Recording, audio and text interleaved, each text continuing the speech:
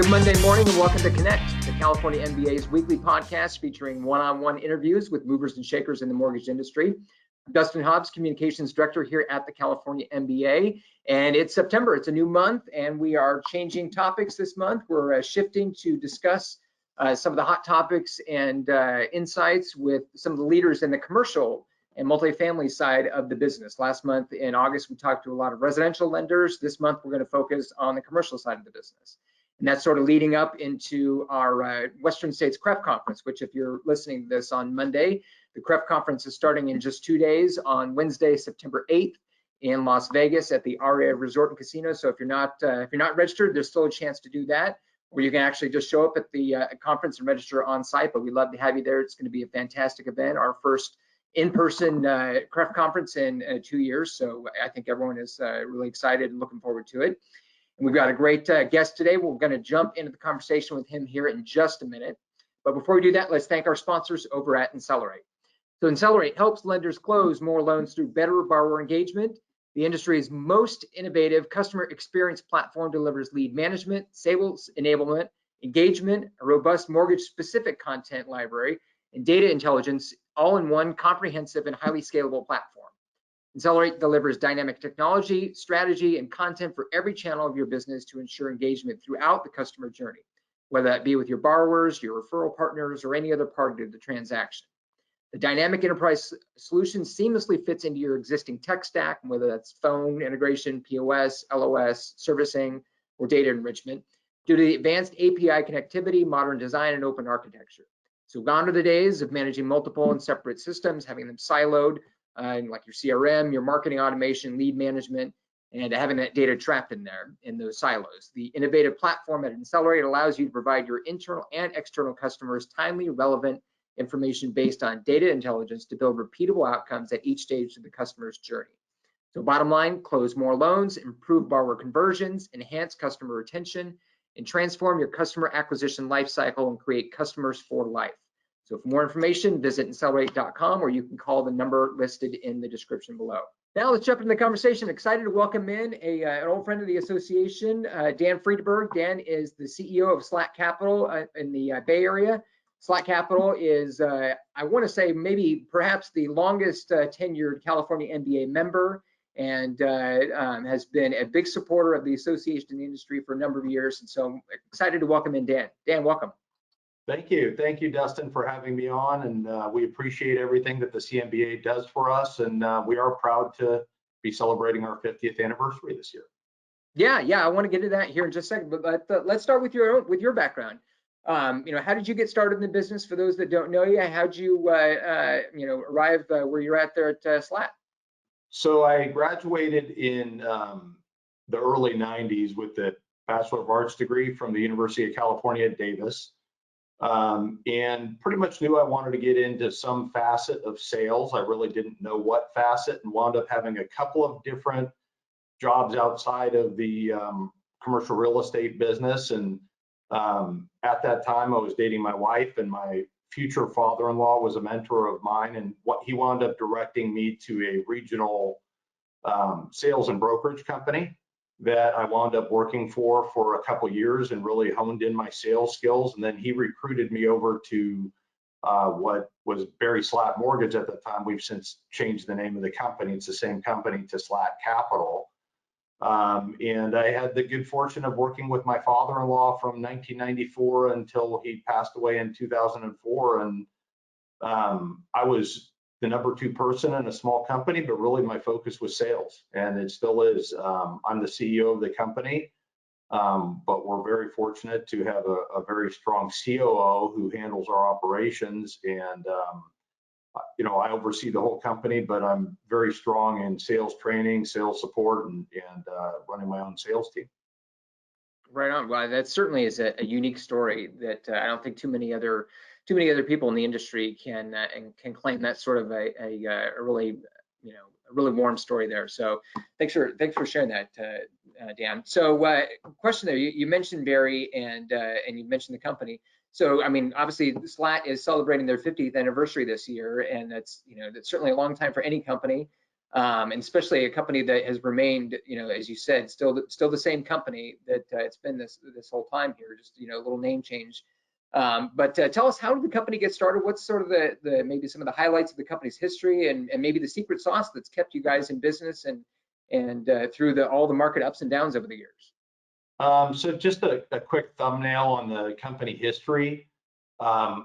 Excuse me, the company was founded in 1971 by my father-in-law, Barry Slatt, and a partner, Terry O'Mahony. Fast forward, they were literally looking to get into the correspondent lending business, and they would spend time in the halls of conferences like the upcoming Western State Conference looking for insurance company lenders to talk to and represent. In 1973, they got their first correspondent, which was what is now called One America. It's AUL, American United Life, is what it was called then. And Standard Insurance Company, which is now called The Standard, which owns their mortgage subsidiary, Stancorp Mortgage Investor, was our second correspondent in 1973. Fast forward to today, we have 7 offices. I think we have 53 employees now, about 20 different correspondent lenders, a $4.6 billion servicing portfolio with approximately 1,200 loans, and we're on pace to do probably $1.6 billion, $1.7 billion in business. And I was fortunate enough to be in a position that when he passed away, I started running the company and wound up acquiring it from my in-laws' estate at that time. Okay, great. I appreciate it. Yeah, it really is an amazing story, and just I've been at the association for 16 plus years now, and almost everyone that I've spoken to on the commercial side of the business, still will reference Barry and the impact that he had on their careers, their lives, and the association. And so if you can, maybe explain just, and delve into, how does Barry's legacy still live on in the company and the industry? It really is a fascinating thing for those that don't know him or didn't get a chance to know him very well. So like I said, he passed away in 2004, but the good news is we have a lot of long-standing employees at the company. And the company was really built on trust, relationship building, integrity. Those are some of the tenements that he really drilled into a lot of us who started in the business with him. And we drill that into all of our new people. It's something that when we're training people, we strongly educate them on the history of the company, and we are very proud of those tenements of the company, and where our company came from and where we are now and where we plan to go. And so the culture that he started is instilled within all of our offices at the company, and it's a big deal here. Yeah, well, it certainly says something about him and about you and the executives that have been there so long that culture has really maintained and made an impact. And you've got your employees that you mentioned that have stayed there for so long. I think that certainly says a lot about you guys there. Yeah. So switching gears a little bit here, what just looking at the market as it stands right now, what are maybe some some products or local markets that are hot right now? So we're actually active in making loans really throughout the country, but we have 7 offices that are pretty strategically located throughout the state, 3 in Southern California and 4 here in Northern California. 5 of the 7 offices are located in coastal communities that are really infill locations: San Diego, Newport Beach, West Los Angeles, San Francisco. Those are really our, and Walnut Creek. Those are really super infill areas that even during bad times have been healthy historically. So we're pretty fortunate to have that as our footprint. Also in California, there are a lot of investors that buy stuff all over the country. So we tend to follow our customers with where they are investing. Probably about 70% of the business that we do is still in the state of California, and 30% is out of California, but that 30% is really sprinkled all over the country. And like I said, we're just fortunate to be in good, strong coastal communities and have a long-standing following. Gotcha. So, I mean, looking ahead, what, from your perspective, what's the outlook for the market here over the next, year or two? So interest rates have been, as I think everybody knows, interest rates have been historically low, really, for the past couple of years. And I think in the next short run, the next 1 to 2 years, they're going to remain low. That has really helped support the mortgage banking business nationally.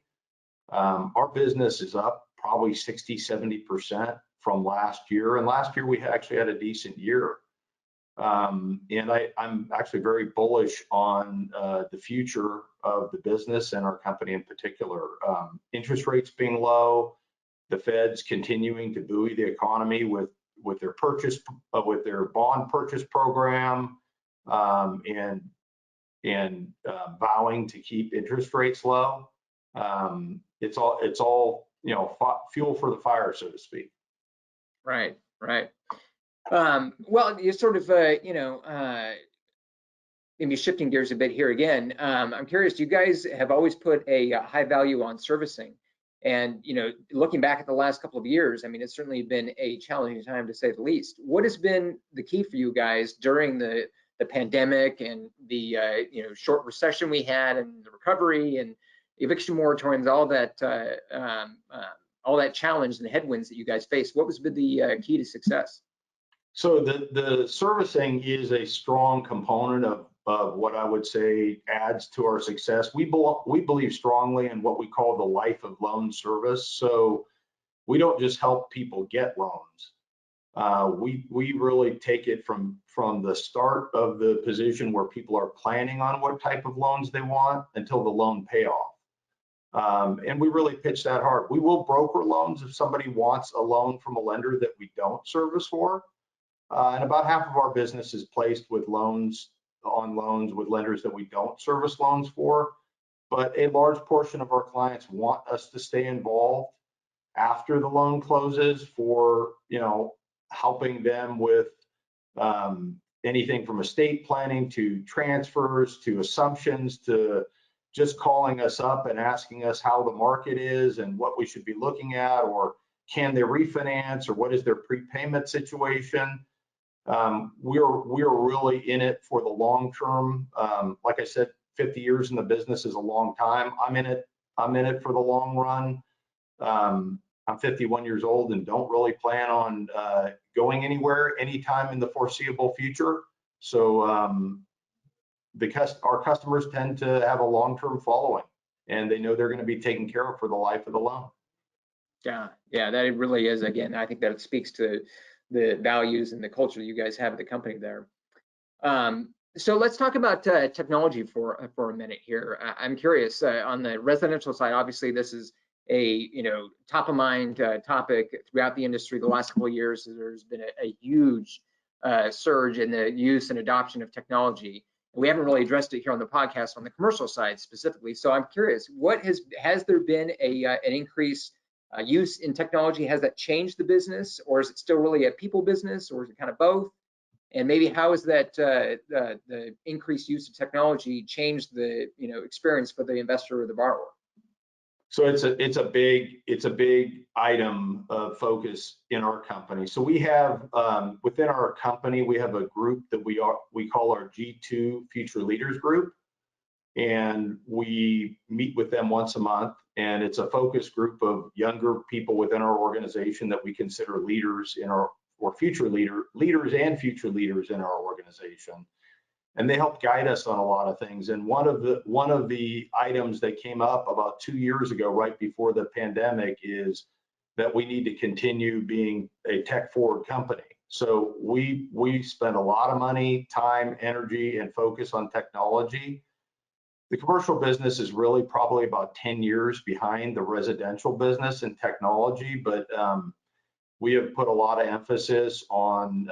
We have a Salesforce database that I believe is second to none for middle market companies like ours, with lender information and deal comps and things like that. Our servicing group, we spend a lot of time, energy, and money on upgrading our technology. Not just every year, we literally look at it every month or two. It's a big focus for our company. And really, it should be for any company that going forward, because it's a big part of our business, and it's going to be a big part of our business. It touches everything from origination to servicing to marketing to literally answering the phones. It touches every piece of our business, and it's super important for us. Do you see, I mean, I'm curious as a follow-up on this, on the residential side, it's been driven a lot by the increased use in technology, and sort of the innovative focus has been driven a lot by customer demand and consumer expectations. Is that sort of the same issue on the commercial side, or you guys feel like you're a bit of ahead of expectations from the borrowers? I wouldn't say we're ahead, and I don't know if any company could ever be ahead of expectations. I mean, one thing that for us is our headquarters are here in Burlingame, California, which is right in the middle of Silicon Valley. And we feel like, hey, we're headquartered in Silicon Valley. We need to be tech forward. It's also really important in recruiting strong younger originators that want to be tech forward in their origination platform. It's important in lender reporting. It helps us be much more efficient in our reporting and analysis of financial information for borrowers.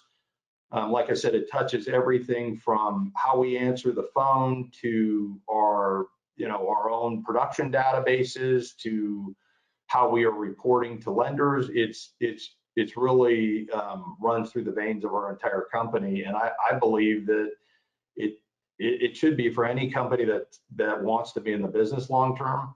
They should be spending a lot of their focus right now on technology, because the companies that don't will wind up behind the curve. Yeah, no, I totally agree with you there. So we got just a minute or so left here, and I'm curious, you guys, I mean, from the time that Barry was involved in the association, he was chair in the early 90s at one point, and helped build and establish the Western States CREP Conference. From that time to where you've run the company and kept the support with the association. I'm curious, you guys have always been focused on the advocacy portion of the association's work. And so why, if you're speaking to a fellow member or a company that's not yet a member of the California MBA, what would be your pitch on why it's important for companies like Slatt to support the advocacy work of groups like the California MBA or even the National MBA? So the advocacy that the CMBA does and the National MBA does is super important to us. It's really all we have as an industry to advocate for us as an industry, and most companies, like our company is a middle-sized company, does not have the bandwidth to be, we don't have advocates for ourselves. So we would rather put energy and help support financially the CMBA and MBA.